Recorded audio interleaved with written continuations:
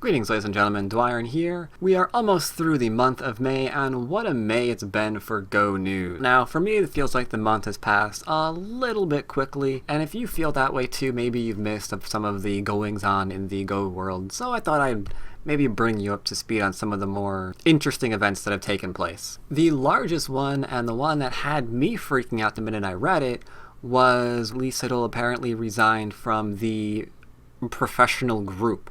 Immediately I took that to mean, does that mean he's done being a professional player? Are we not going to see him play games ever again? If that's so, what is he going to do now? What is going on? He's my favorite player. Tell me this isn't so. But apparently, upon further reading, it turns out the professional group is essentially more like a union for professional players in Korea that he's trying to resign from.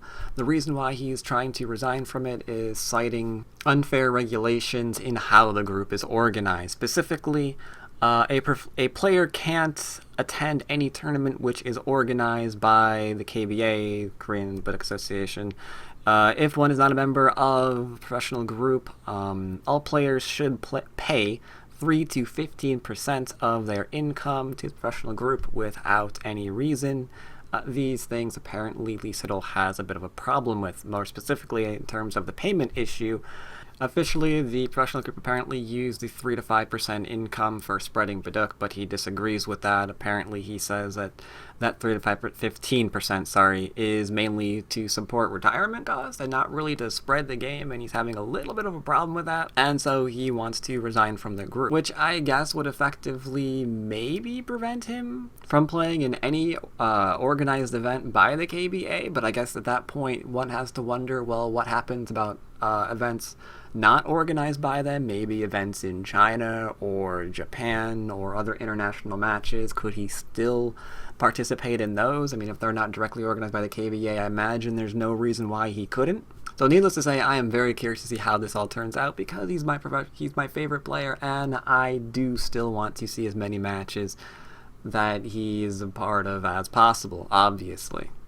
Now, since that information did come out, apparently they are in talks trying to resolve this particular issue. I guess they are somewhat hopeful that it can be resolved, but again, we'll have to just wait and see how that goes.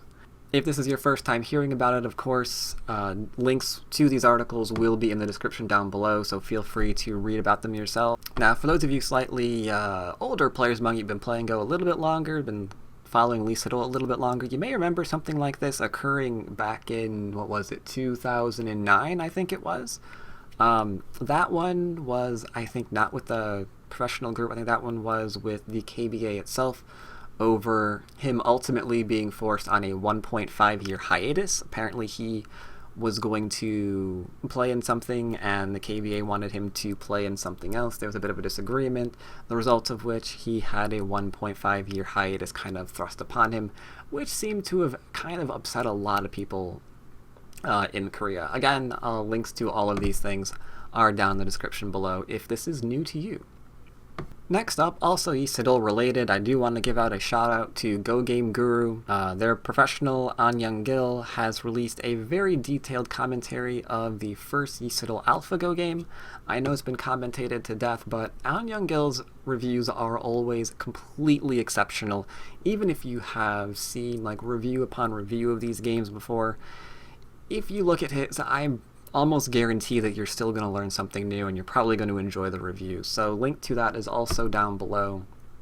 Even though, like me, I'm sure many of you are tired of hearing about AlphaGo and the Sedol matches, you still might want to check it out because it's a pretty good review. Next large thing that broke this month was Crazystone. Apparently Crazystone took the learnings of, yep, you guessed it, AlphaGo, applied deep learning to their program and increased its strength quite a bit.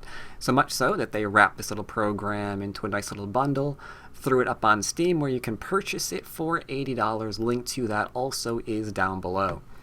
They say about Crazystone that it now plays anywhere between 13Q to 7 Dan for all board sizes, depending, I guess, on how you want it to play. That it does handicap games, it's got automatic territory calculations, different rule sets, You can save games and record them in SGF files, as I would hope for any program. I've also seen instances where you're able to go ahead and look at moves that Crazystone was looking at and the likelihood of that move being played.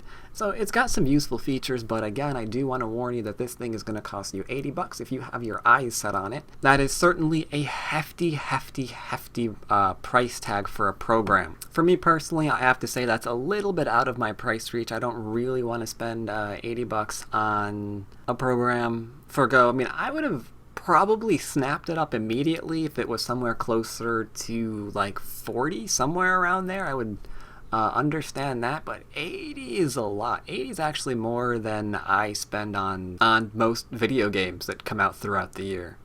So yeah, 80 is pretty steep. 80 is pretty steep, but if you can afford it, again, link to that will of course be down below. Those of you who are subscribed to Haylee's channel will note that she has gone ahead and played the program herself. I think this was, let's see, I think she broadcast it on her channel or something. The VOD of it, of course, is there. Link to that will also be down below. I do have to warn anyone that has not seen the VOD of Haylee vs Crazystone just yet, is you are in for a bit of a surprise. Apparently the thing got a Jiseki horrifyingly wrong, and from there the game just kind of went downhill, which I have to say was absolutely amazing. And before you start thinking, oh, you know, there's Dwyrin again, just, you know, hating on bots again. No, that's not the reason. Believe it or not, that's not the reason at all why I thought this was amusing. Because this gave rise to something that I did not expect to see, and that is Go bot truthers. And yes, you heard that right. Go bot truthers. Now, what this is I was emailed. Let's see. I was emailed. Who else is in this email? I was emailed. Nick Sabicki was emailed. Haylee, like a bunch of people were emailed the hard evidence that Crazystone lost on purpose to Haylee, and he provides screenshots and explanations. Apparently that's amazing. Apparently I just found that absolutely ridiculous, because any game to actually expand and grow needs passion, right? You need players who are passionate about the game. And I guess people are so passionate that they're willing to spend a bit of their time disputing results played by a computer. And so that's good, right? That's good for Go. There are people so passionate that they're willing to devote their life even to something like this. So congratulations to him. I will leave him completely nameless, and I will not have a link to him down below, sorry. But yeah, Go truthers. Apparently they are a thing now. They are a thing. But that said, I would like to hear from some of you guys. If any of you out there have gone ahead and purchased Crazystone, and thought that the result was a bit different than what Haylee expected. I mean, how are you playing against Crazystone? Do let me know down below your rank and what those games against the program have been like. Has the bot been performing admirably? Do you find that it's subpar? Is it over your expectations? Is it helping you in your Go? Feel free, comment down below. I look forward to reading that, because maybe, I don't know, if enough of you say, oh my god, this thing is absolutely amazing and you should really check it out, then maybe I'll start putting aside some cash and check it out once I get the opportunity to. And in other not so large news, I think I would also go ahead and give out a shout out to Shawn Ray. You might notice him as Colossus. He streams on Twitch. He has his own YouTube channel. As always, link. Yep, you guessed it. Apparently, he secured himself a bit of a sponsorship now, which I was surprised about. I just learned it today. It wasn't originally scheduled for it to be noticed in the video, but that's amazing. Anytime someone can do what they love and they find support for that, I mean, that can't be anything but an amazing thing. As long as what you love isn't killing people, I suppose. So congratulations to him. Hope that works out very, very well.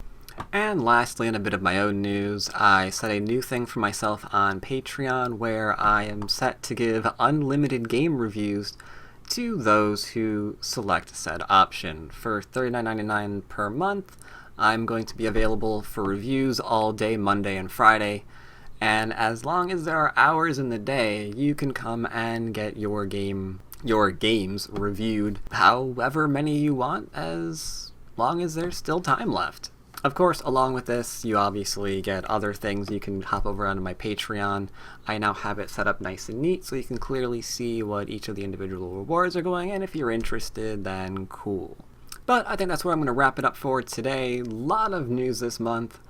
Can't wait to see what the rest of the year is going to be like. I'm Dwyrin, and I will see you next time. Take care, everyone.